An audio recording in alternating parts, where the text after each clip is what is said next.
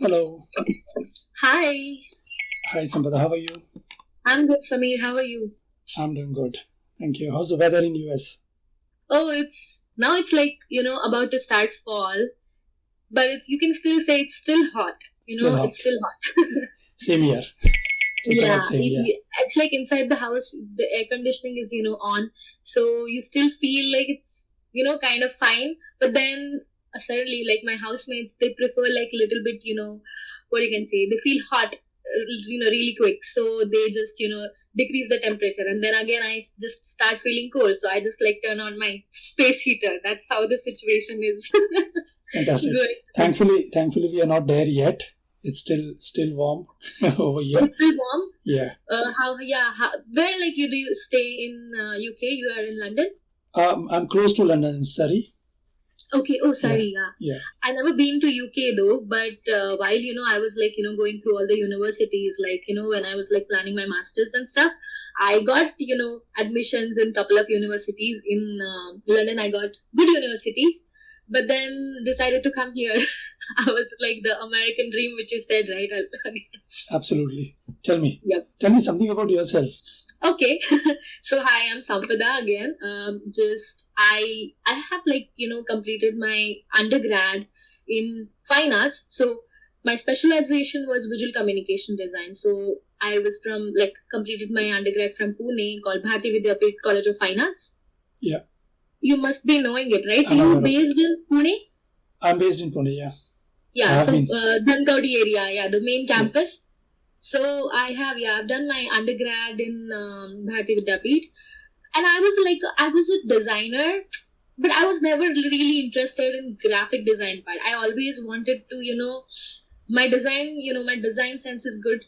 Along like I worked for like good 6+ years of experience I have in India. But then I started as a graphic designer. Once you'll start, your fine, like, and your fine arts, you'll start as a graphic designer, right? So that's what I started. But then I started, realizing that I like UI. I like UI. I started designing this websites, but never really, really put much efforts on UX side. I used to like whatever I'm designing, and people used to like it. So I started designing, but then I joined Dentsu. Like like before I'm coming here, I joined Dentsu in 2020, end of the December. I joined, and I joined as a TL. So there I was like working with people, with this like great minds, and I started like realizing that I like problem solving actually. And then that's how I shifted my focus to UX. And but then responsibility hits in. My manager that time, she was going through divorce and stuff, so she quit like middle of the what you can say year, and that time I was DL. But then they gave me a good opportunity. They said, okay, you can lead a team, and I became a manager there. At Interesting. a very young age, I became a manager with 12 designers. 12 designers, but very some of them are really good, some of them are like mediocre, thinking, okay, she's young and she's becoming my manager, how? And then this whole thing started, and I thought, okay, that's it, I want to learn. So I started researching. I was researching back then. I wanted to do my masters, but then the money was constrained. I was like, okay, I'm putting like so much money, and now I have a good position. Should I go for it, or should I just go with the certifications, or what? But then I thought I wanted to do my masters, and my parents are like, if you want to do it, just do it. Do it. Then later you should not regret any decision in your life. So I thought, let's try. And here, like, I got good universities, but then US is so expensive. It's so expensive, and the good universities here are like costing me still a lot. So I was like, okay, let me see, let me reach out to people. And then I was fortunate enough to, I came across my professor. He's also, a Brit guy. He's from Scotland, but then moved to Australia, and then he's here, like he's American now. But he is doing into like a lot of research he's doing, and I was his, like, he take me as his research fellow. So that's how I got a research assistantship as well, and then grad assistant as well. So I thought, okay, let I can like manage this expenses, and then I moved here. So that's how I started my journey. But still, you can see I am like like going to enter the market. It's been like 2 months. I'm like, applying for jobs and stuff, and market is so bad, like so bad. The constant rejections. And in India, I never really got to try, because I graduated, I got a job. Then I was like, by the time I got another opportunity, I joined again. So it was easier for me in India. But this is the first time I'm applying for jobs, and it's becoming hard, because I'm like started doubting myself. Maybe I'm a visual designer. That's why I'm not getting a UX, jobs. But it's not the case, because people are with me who are like, worked as a UX designers. They are also finding it hard. Yeah. But then I thought, let me connect with people who are in the industry, and like got to know their experiences also, so I can add up that in my journey, and start my position. All right. So that's nice to hear, Sampada. So Thank you. Tell me, how can I help you?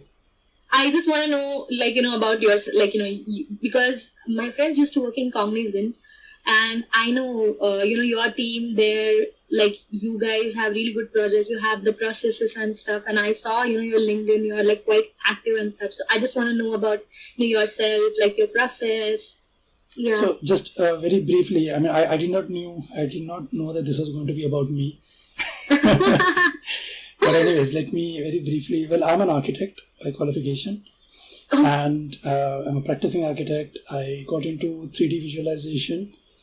Being an architect, you do AutoCAD, then you do 3D, and then so I got into 3D visualization. And one day I had an opportunity to connect with a delivery center head for TCS, Tata Consultancy Services, and one thing led to another, and then he made an offer, and I joined TCS as a 3D artist. But then TCS is not a 3D visualization company, so eventually I got into e-learning.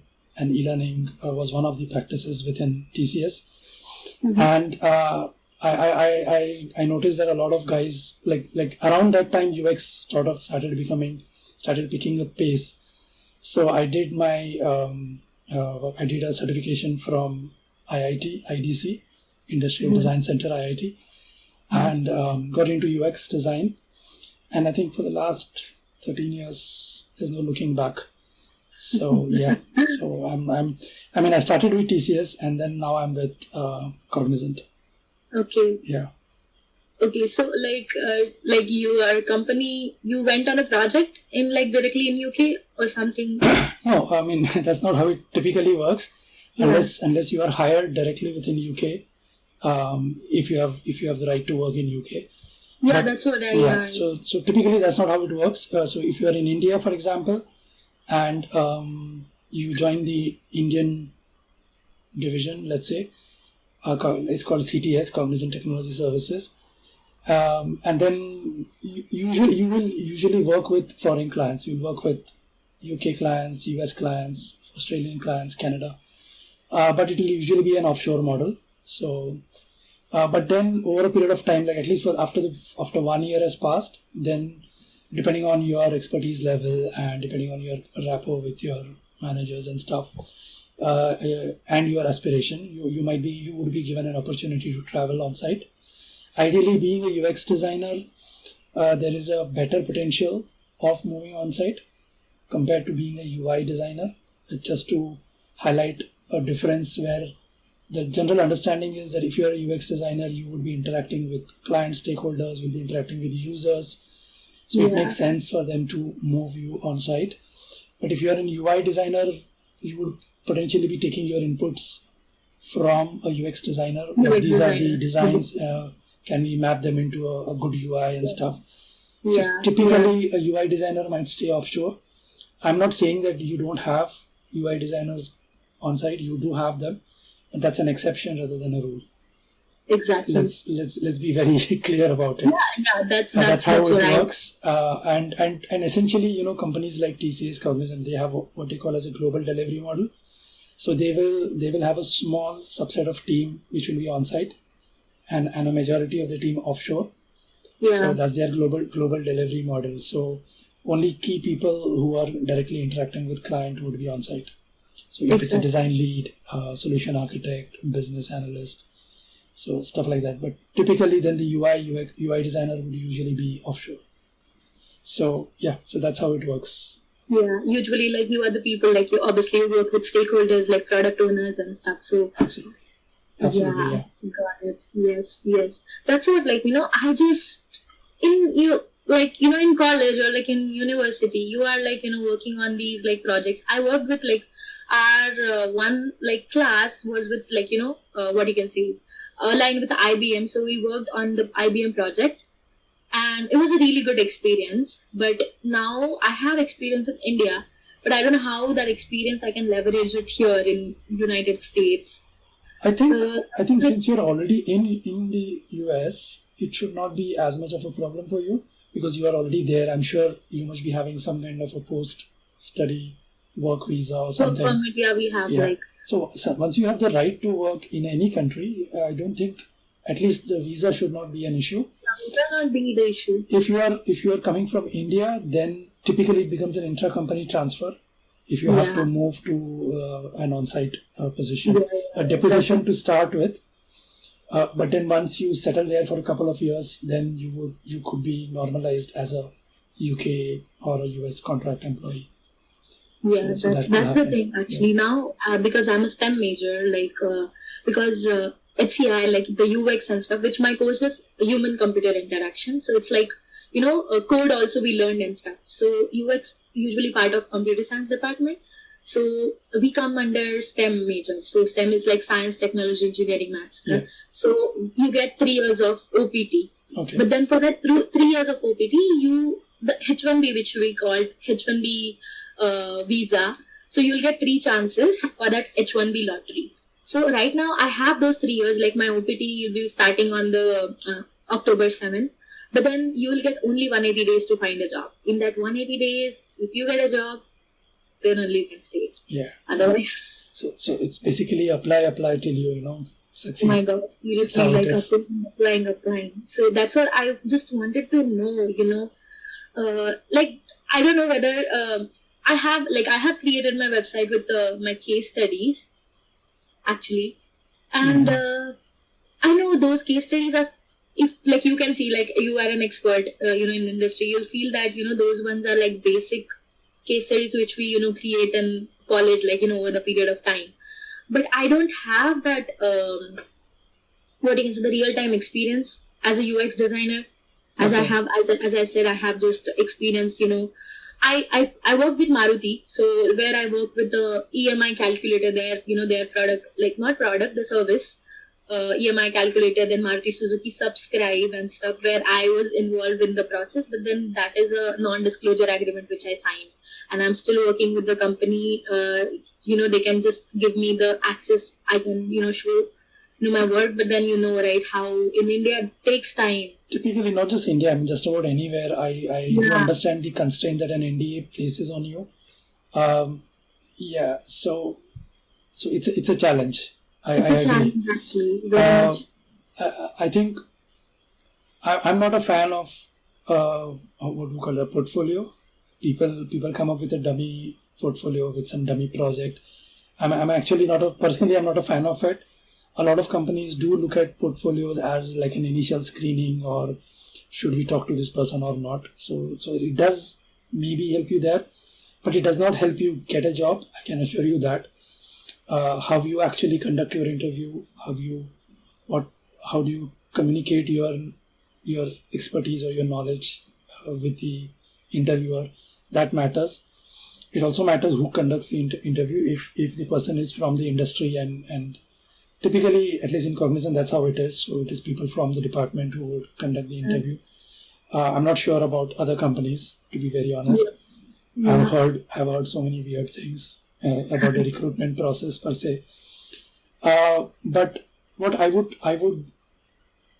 suggest, especially people who ask me about how should we get a portfolio done and stuff like that, I would advise them work on a real project, even though it is a dummy project, right?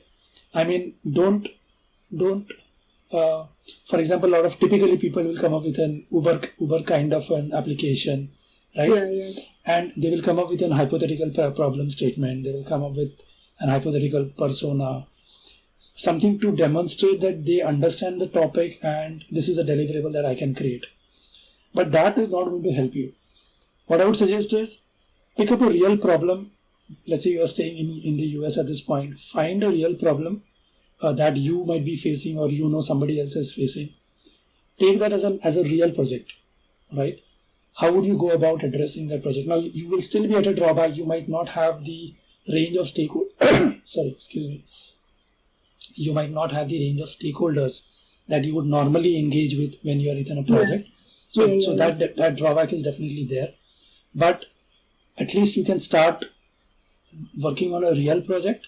Start thinking about if like this is the problem statement, or how would you identify what the problem statement is? What are your initial assumptions about that problem statement? How do you actually go about validating those assumptions, right? So conducting research is an essential or a critical part of getting the UX done. So actually working on that as a real project, actually going out, doing creating a user profile, identifying those users. So when you do a real project and you document that real project, right? You identify the steps that you went through, not as a dummy project but as a real one. Real project. And then when you actually get into an interview and then you discuss that project, what were your real findings, right? I know it is difficult to differentiate between when you look at a case study and say, is this real work or is this dummy work? But if you can substantiate that with some real photographs of you talking to people on site, or video capture, make a video capture of your interview sessions, stuff like that. And then if you can sequentially do that until you deliver a design project, maybe that might help. Yeah, that's what actually we were like doing, me and my friends. We have like, because right now we can't work because we graduated, and then we have this time where we can't. In US like you can't work part time for any other employer. You have to you can work 20 hours part time while you are studying only in your university. You can't like work outside. You just can't do any cash job. So right now we can't do anything. So but one thing we can do is we can volunteer. Okay. So that's what we went to this ADP ADP listing event where we find we were like talking to people, and then there was like one lady. So her website, and like it's a AI support website where like if you want, so they are like their website is there, but they have like a lot of problems. So they create a bunch of coders and engineers. They have created the website, which is like not user friendly. They are facing the idea and concepts are good, so they need they need to like find somebody to find the issues, like where they are lacking and stuff. So like me and my friends, we were working, like we started like working on that kind of project. So we will have the real time project where where we can talk and we can solve the problem. So that's what we are doing. So do that. And I also suggest that when you have these conversations with, like in this case, this website and then the concerned person, stakeholders, make sure you document those as well, right? I mean, why? Because it is not just your design skills that is important in a job. It's also your stakeholder management. What are the expectations from the, in this case, obviously not a client, but from the stakeholder, let's say, the end user. What are their expectations? How did you arrive at validating a certain, like maybe there might be 5 problem statements, but you might, for the purpose of your real-time exercise, you might do some kind of a prioritization exercise and say I'll focus on these 2, but then why these 2, right? Why these 2 and not the other 3?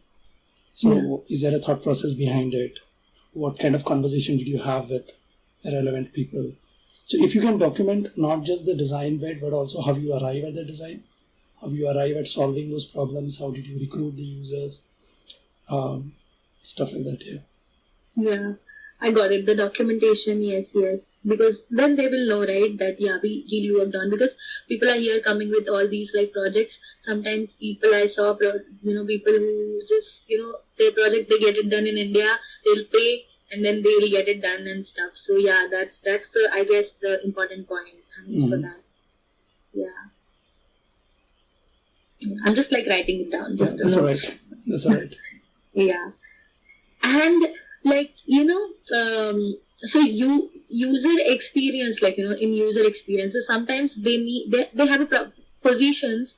So this is a product design position, or maybe the user research position. Okay, sometimes they have sometimes they have a UX designer positions. Yeah. So can you like tell me, like, I know the description and stuff I can read and I can relate, but then do these positions really differ from each other? Like, I know research will be like different gonna be, but then product designer is different gonna be, but still, like, as because you're working, right? You're working with so many people. Yeah. No, I mean, it may happen that somebody is looking for a specialized role, like somebody who focused only on UI design or only as a specialist user researcher. Typically, organizations appreciate people with hybrid skills, with multiple skills. So, like, if you are a good UX designer and a user researcher, let's say a good combination of that, you have a better preference than if you were only a UI designer. I mean, there was a time earlier when specialization mattered. Nowadays, in my limited understanding or my limited knowledge, I would say an hybrid resource is more valued. So obviously, when they say UX designer, in today's field, it is not a UX designer; it's a UX UI designer. And if you are a user researcher, then that's an added bonus. Like, people really appreciate having end-to-end skills. Yeah. So yeah, I would suggest that you could focus on all the three aspects of the entire UCD process: the research bit, the interaction design bit, the user testing bit.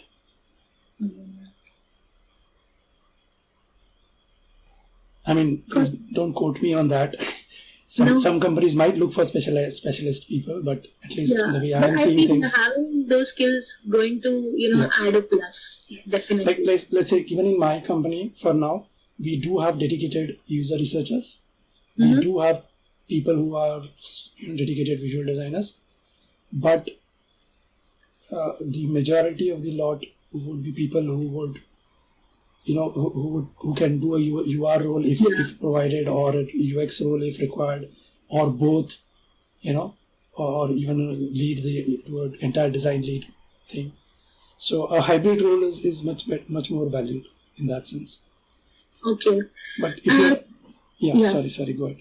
No, so sorry to cut you in the middle. No, I was just saying that in the UK's context, for example, if you are, let's say, into UX research, there are specialist roles for user researcher, people who specifically do only user research, right?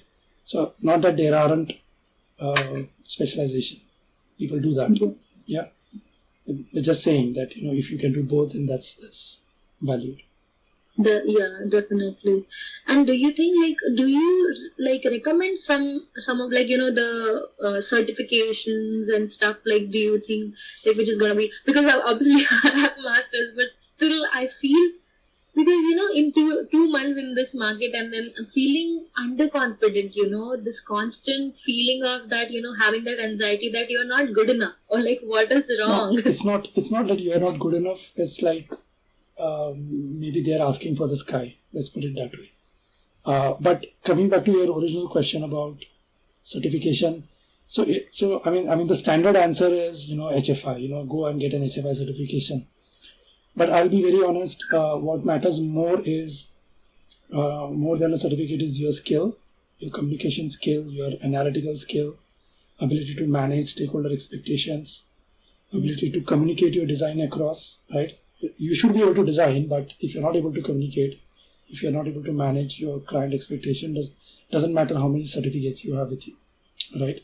Now, I did my certification from India, as I mentioned, from IDC IIT.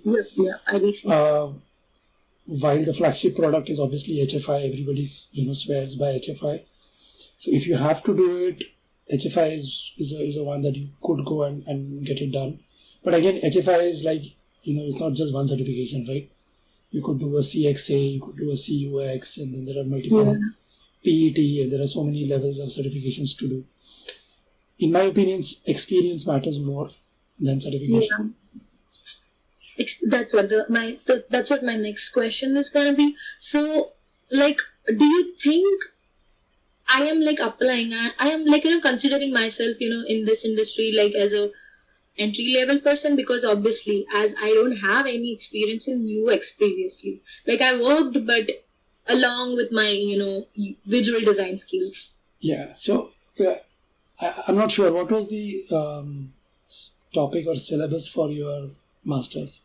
What did Masters is So in masters we covered like so it's about, first of all, it's like human computer interaction is my course. So where we covered human factors, accessibility, then we have like research methods and stat, how research methods, all these like things which we already covered. It's a kind of a course where you can you'll have like all these like UX design courses, which you'll have. Okay.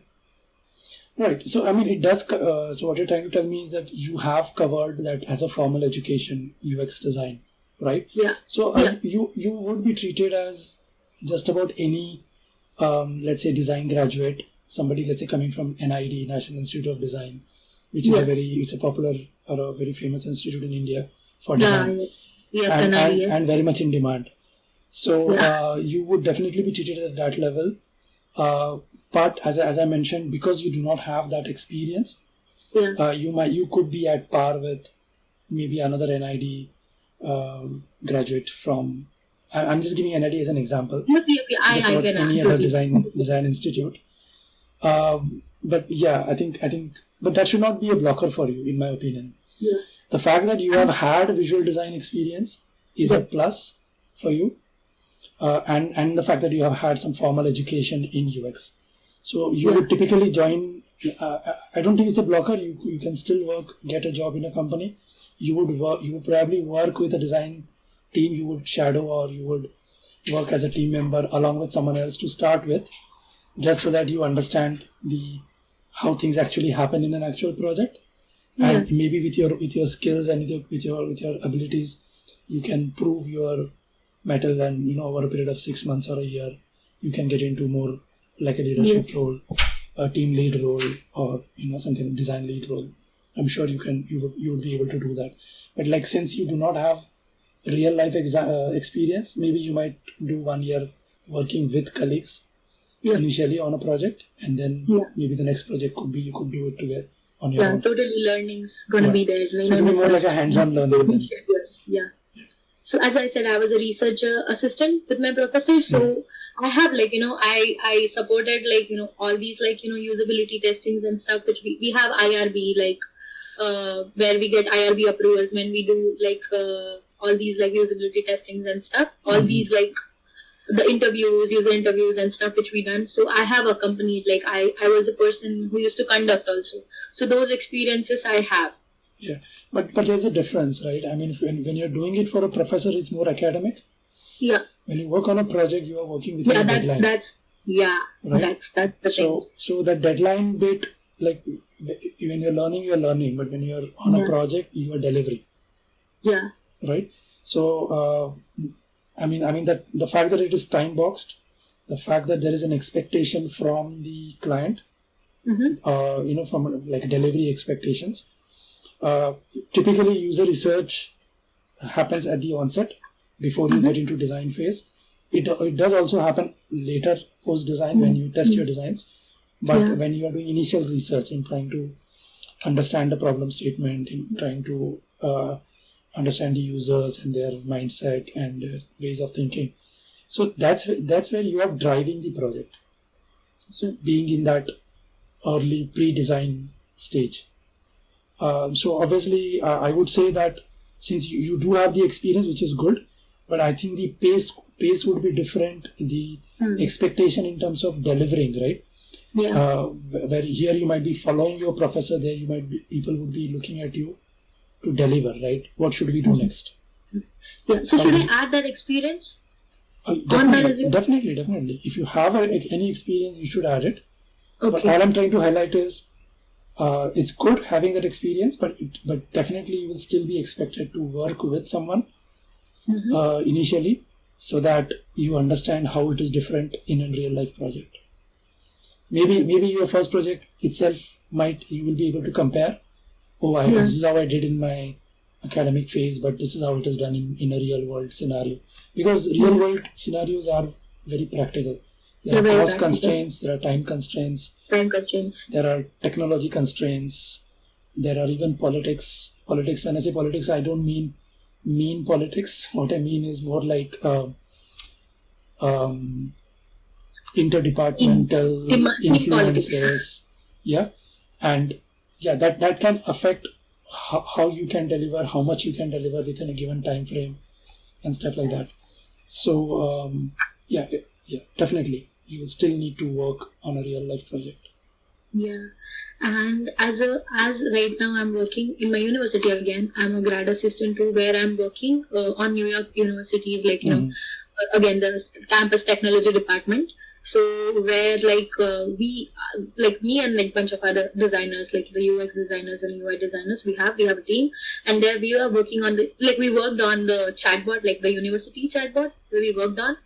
So that also one experience I have, working with within team and with stakeholders, obviously the people were there as stakeholders. And that's what that experience also have added in my resume. So do you think should add my experience? Absolutely. Any work you have done in design work, you should add. Even if it is not related to UX, you can add that. When I say we, I mean just about any organization. When they look at a candidate, they look at it comprehensively. I mean, not just from that specific role. So we look at whether you have whether you have a talent. So I would say don't limit yourself in any way in showcasing your skills and abilities. Definitely. Yeah. Okay. And as a person with experience, obviously you said you have the years of experience you have. If you're hiring somebody in your team, so what exactly what exact things if you want to hire maybe a product designer, so what all things you usually prepare? It's a fair question. It's a fair question. Yeah. I look for if I have to interview someone, I would look for authenticity a lot, because having done so many recruitments, I know a lot of stuff that is shared as portfolio is not authentic, in the sense that it's made up to look beautiful. I try to see whether the user understands why he has done what he has done. I do understand the fact that the user might not have had experience, but I look at definitely they need to understand the domain. They need to know what UCD is. They need to know the different methods of conducting research, or if I have to design for a mobile application or let's say a responsive website, they need to know the technical stuff. But if I take that as a given, right? I would look at how is the person able to communicate whatever design they are presenting. How would they? I would look at those aspects a bit more. Okay. Yeah. And do you But I won't assure you whether that's how it is done in the industry. I don't know. No, that's I totally understandable. But now, just say if you have my resume is there in front of you, and you are seeing, okay, so started with the design, graphic design, maybe moved to visual design, and then all the visual design experience, and then now she's applying for UX roles, like UX or product design roles. I don't think that's a blocker. No, right? No, I don't think so, because I'll tell you. If you look at my experience, I have moved through multiple careers, industries in my life. I've been an architect, I've been a 3D visualizer, I've been an UI designer, I've been an e-learning graphic designer before I got into UX. So I don't think that's a blocker. On the contrary, your experience in UI design is actually a plus for you. if you have done, let's say, proper UI designing, designing websites and applications, and definitely it's a plus. At least you know the domain. Yeah. That's a big relief actually when you are saying as an industry person, because I always feel maybe I should just stick to, but I really want to try. That's what I am. I'm 28 now. I'm just like turning 29, and this like whole decision, I wanted to come into this industry, and I'm trying. That's why I came here for masters. I actually want to explore this side. And that's the thing, right? I was like, restricting myself. Okay, should I just go and apply just for a visual design roles, or maybe I'm not good enough? And that's a question. The good enough question is again coming, up and up and up. I would no. First of all, self-doubt is something that is not going to help you at all. Yeah. You know that. Now, whether you want to do visual design, whether you want to do UX design, I don't.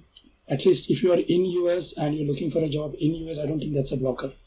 There is a need for visual designers even within US or even within any other country.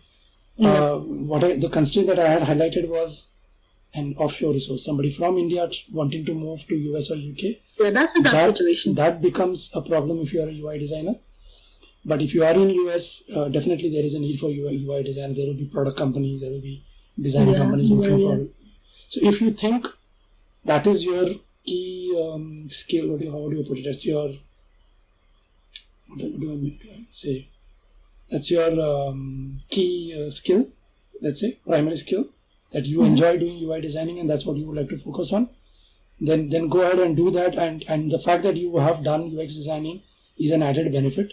The fact that even if you're a UI designer, you need to understand principles of UX, user experience. But I really want to go into UX. Yeah, exactly. If you want to get into UX, then get into UX. Just right? Really want to go. Yeah, get into UX. But as I mentioned, you will then have to work with other people initially to understand how things work. Yeah. But that would be just the first project or the second project. And by that time, you would have gained enough experience to pull your own projects on your own, right? Exactly. And the fact that you were a UI designer is actually a major plus for you in that case. Unless you want to only focus on user research, then it might not be so much of an addition. But if you're going to look at yourself as maybe not now, maybe 5 years down the line, if you're looking at yourself as a hybrid resource, right? Okay. That is UX, UI. Yeah. You're not limiting yourself to user research. You're not limiting yourself to only design or only testing. Yeah. Then the fact that you have done UI design is a plus. Yeah. Yeah. If you think, no, I only want to communicate with people, I want to talk to them, I want to understand them, I want to present my report, stuff like that, then, just 1 second. Yeah. Then I might suggest then focus on user research and just do that. Then UI design just may not help you, right? But if you're looking as an hybrid resource, I think this experience will obviously add. Yeah, and I feel UX is the field because I have seen like people with me studying right from many different fields. I have like my my classmates who are like coming from a music industry, people coming from mechanical people. So it's like a just not a design field. It's like they're coming from so many other industries as to become a UX designer. So I feel this field is obviously welcoming in any way. Okay. Yeah. And just like I know I'm taking so much of your time. It's perfectly fine. Yeah, and then just like last, one question is like I have. So, while like, what you can say, interviewing also the presentations and stuff. So usually you present, your work.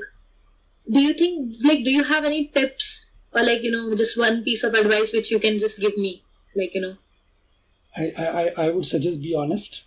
Yeah. And highlight your skills.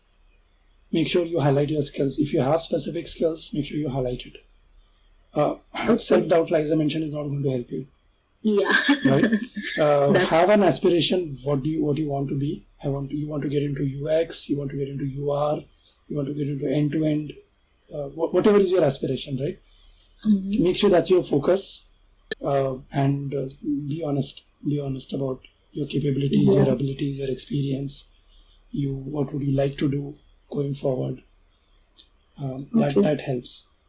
Generally, people, organization like Cognizant, I mean, not a lateral recruit, but if it's a campus interview, let's say, they would pick up people with no experience in any industry. Yeah, I know. As long as their attitude towards work, as long as their communication skill, their approach, is good, is sound.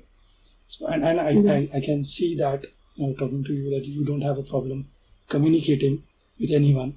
So that should not be a blocker for you again. Oh, that's the big relief. I was about to ask that question. No, that what do you I think don't that I am think- a good communicator if I am become a I don't think you should have that concern. yeah. Yeah. Here maybe my confidence boosted when I came here actually, because people here are like they're good and they're welcoming when when it comes to this they'll compliment you, they will boost your confidence. But yeah, but it's really helpful talking to you. I know I just took a lot of your time. I just like on your weekends, but Absolutely no, Sampath. At the moment, I agreed to it. I am fully committed in that sense, and it actually gives me happiness in sharing or helping others. So yeah, you gave me that opportunity to be happy. Thank you.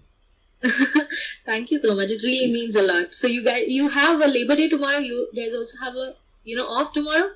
No, not here. No, oh, not here. Tomorrow we have here Labor Day.